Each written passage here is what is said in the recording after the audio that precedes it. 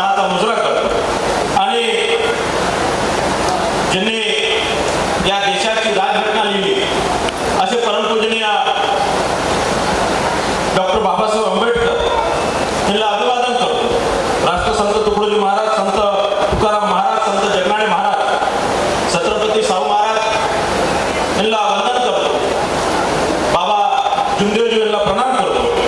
आणि आज या लाखांदूरच्या इतिहासात नोंद होणार असे चारी कामाच्या भूमिपूजन आणि लोकार्पणसाठी इथे उपस्थित झालेले राज्याचे ऊर्जावान आणि विकासासाठी 24/7 उपलब्ध राहून लोकांचे काम करणारे आपले महाराष्ट्राचे महसूल मंत्री आणि महसूल मंत्री म्हणून सामान्य जनतेचे प्रश्न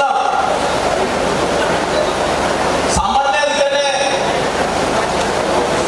झाले पाहिजे म्हणून धडाधड क्रांतिकारी जी आर काढणारे लोकप्रिय नेते माननीय चंद्रशेखर बावनकुळे साहेब इथे उपस्थित, आपल्या जिल्ह्याचे लोकप्रिय पालकमंत्री माझे मोठे बंधू माननीय पंकजभाऊ भोयर साहेब, आपल्या क्षेत्राचे खासदार सन्माननीय प्रशांतजी पडोले साहेब, या भागाचे आमदार सन्माननीय नानाभाऊ पटोले साहेब इथे उपस्थित, लाखांदूर नगर परिषदेचे नगराध्यक्ष विनोदजी ठाकरे, माजी आमदार बाळाभाऊ काशीवार, माजी आमदार हेमकृष्णजी कापगते, बाळाभाऊ काशीवार साहेबांच्या प्रयत्नांनी याची सुरुवात आज या कार्यालयाची सुरुवात बाळाभाऊ आमदार असताना झाली म्हणून बाळाभाऊचा विशेष उल्लेख करतो.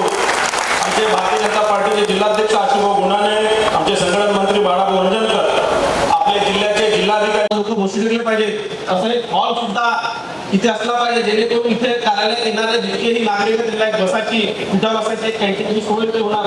मी माननीय पालकमंत्र्यांनी साहेबांच्या असं शिकला होता, निश्चितच ते आपल्या भाषणात हा विषय सांगते. पण एक चांगला कार्यक्रम या माध्यमातून इथे झालेला आहे. दोन्ही वाचनालयाचा लोकार्पण झालेला आहे आणि दोन्ही याच्यात माननीय बावनकुळे साहेबांनी सूचना केली की दोन्ही कम्प्युटराइज, डिजिटलाइज आणि मॉडर्नाइज असं हे दोन्ही लायब्ररी झाले पाहिजे. आपल्या गोरगरिबाचे मुलं इथे शिक्षण घेणार आहे आणि इथे शिक्षण घेऊन ते निश्चितच कलेक्टर, कमिशनर बनणार आहे आणि म्हणून दोन्ही वातानुकूलित असले पाहिजे, दोन्ही एसी असले पाहिजे असं त्यांनी सूचना दिली आणि हे लवकरात लवकर ही काम लवकरात लवकर होणार आहे. माननीय बावनकुळे साहेब मागच्या 1 वर्षा आधी महसूल मंत्री झाले. नानाभाऊंनी सांगितलं की बावनकुळे साहेब 2 नंबरचे मंत्री आहे. मुख्यमंत्र्यानंतरचे मुख्यमंत्री असतात, बाकी सगळ्या मंत्र्यांमध्ये 1 नंबरचे. महसूल विभाग ज्याप्रमाणे काम करतो मागच्या 1 वर्षापासून त्याच्यात सगळ्यात फास्ट काम करणारे बावनकुळे साहेब. मी आपल्याला बावनकुळे साहेबांच्या कामात एक उदाहरण देतो. काही मागच्या वर्षी आमच्या एका कार्यकर्त्याचं, एक सामान्य शेतकऱ्याचं ट्रॅक्टर, मातीचं ट्रॅक्टर पकडले गेला. कलेक्टरने ते ट्रॅक्टर पकडलं आणि मी कलेक्टरला वाद केला आणि त्यावेळेस कलेक्टर सोबत वाद झाला की मातीचं ट्रॅक्टर, शेतकरी माती आपल्या शेतातून दुसरीकडे देतो, एका भागातून दुसऱ्या भागात देतो, तर हे ट्रॅक्टर पकडल्या गेले पाहिजे.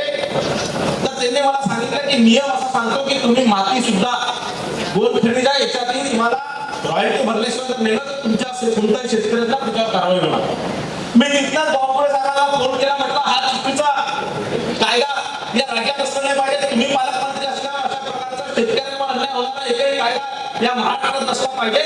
बावनकुळे साहेबांना मला आठवतं 21 मार्च 2025 ला मी मेसेज केला, त्यानंतर त्यांचा फोन आला, त्यांना मी सगळं सांगितलं. 3 एप्रिल 2025 ला बावनकुळे साहेबांनी एक जी आर काढला आणि सगळी रॉयल्टी माफ करण्याचं काम केलं. व्यक्ती असणार, माती असणार, मुरुम असणार, याच्यातली 100% रॉयल्टी माफ करण्याचं काम बावनकुळे साहेबांनी केलं. दुसरं, आपण एक महत्वाची योजना भंडारा आणि गोंदिया जिल्ह्यासाठी राबवत आहे.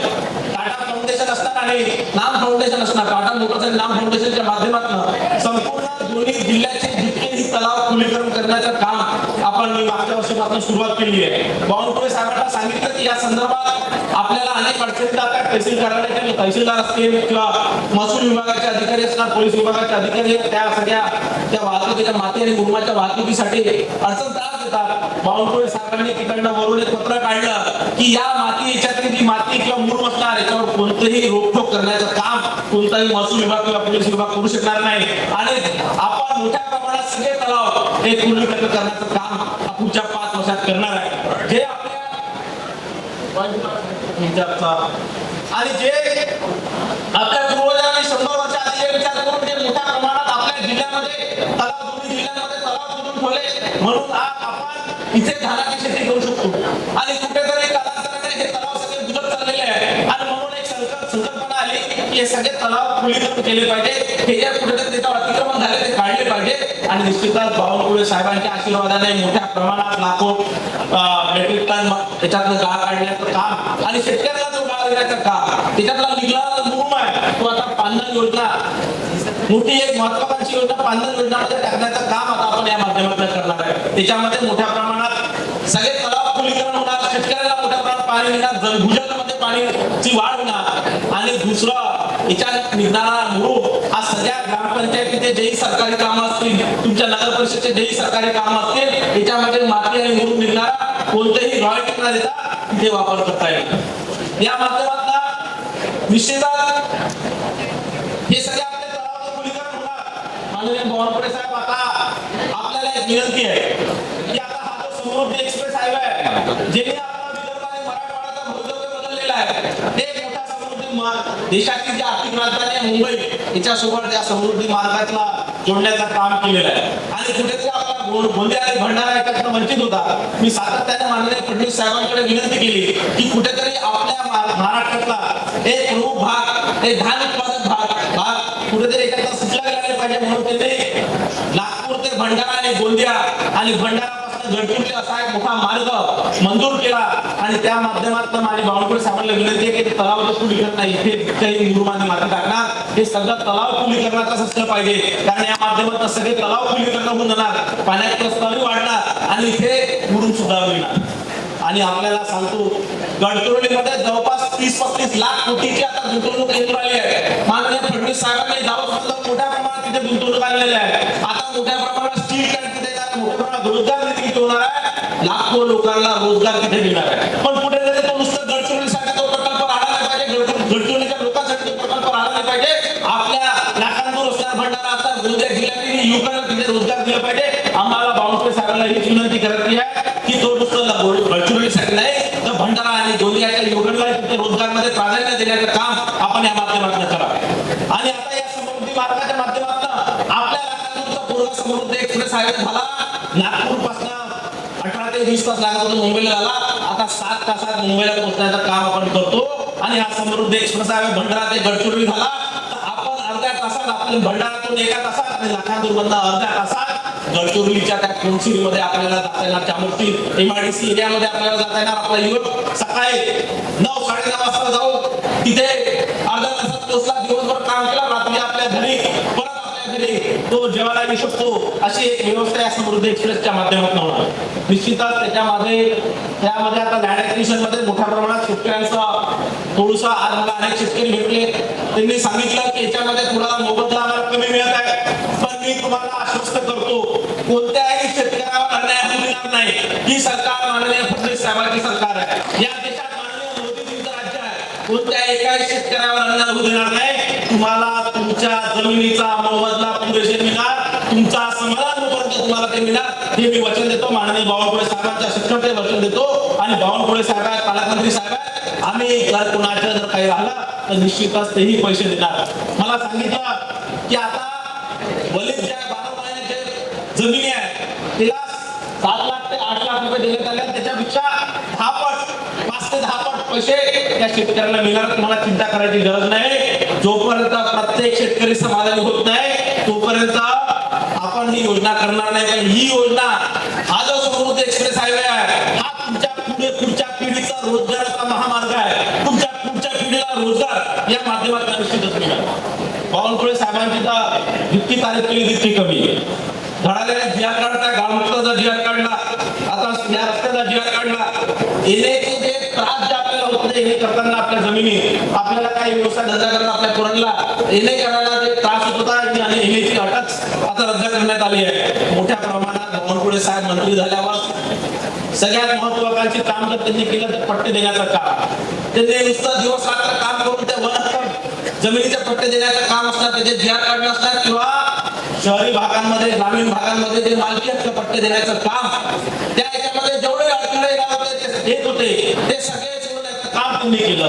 त्यासोबतच जे आपले त्या जमिनी फॉरेस्टमध्ये अडकल्या होत्या, वन जमिनी ज्या होत्या, ते शहरी भागातल्या होत्या, त्याही वन जमिनी सोडवण्याचं काम सुप्रीम कोर्ट पर्यंत भांडून त्या सोडवण्याचं काम माननीय मुख्यमंत्री देवेंद्र फडणवीस साहेब आणि माननीय बावनकुळे साहेबांनी केलं. एक आपल्या जिल्ह्यासाठी सर्वात मोठं काम म्हणजे वर्ग 2 च्या वर्ग 1 मध्ये करण्याचं काम, एक महत्वाकांक्षी काम माननीय बावनकुळे साहेबांच्या माध्यमातून झालं. मी त्यांचा फार फार आभारी आहे. पण साहेब हे जे सरसकट हे सगळे सातबारे जे आहे ते वर्ग 2 चे वर्ग 1 झाले पाहिजे. शेतकऱ्यांना कुठे हिरपाटे मारायची गरज पडली नाही पाहिजे. अशी आपण एखादी ऑनलाईन सोय करा की ज्या माध्यमातून जसं आपण आता मोजणी करता रडार सिस्टीम आपण वापरणार आहे, ड्रोनचा आपण उपयोग करणार आहे, तसं याचंही वर्ग 2 चे वर्ग 1 करण्याचा एक सोपा पद्धत सरसकट करण्याचं काम आपण करायला ही विनंती करतो. आज लाखांदूरमधील सर्व शेतकरी बांधव आपल्याकडे फार अपेक्षाने बघतात आहे. कारण मागच्या अनेक दिवसापासून आमची धानाची लिमिटचं काम कुठेतरी थांबलेलं आहे. तो केंद्र सरकारकडे तो विषय मी या अधिवेशनात तो विषय मांडला. त्या विषयामध्ये भुजबळ साहेबांना भेटलो, त्यांनी म्हटलं की हा केंद्राकडे विषय आहे, थोडा आपल्याला वैयक्तिक लक्ष देऊन आमच्या धानाची लिमिट आणि धानाचे तुकारे देण्याचे काम आपल्याला करायचं आहे. सोबतच बोनस देण्याचं घोषणा सुद्धा किंवा मागे लागून ते करून घ्यायचं आहे ती आपल्याला विनंती करतो. आपण इथे आलात त्याबद्दल आपला आभार मानतो. माननीय पालकमंत्री साहेब इथे आलात त्याबद्दल त्यांचा आभार मानतो. धन्यवाद. जय हिंद, जय भीम.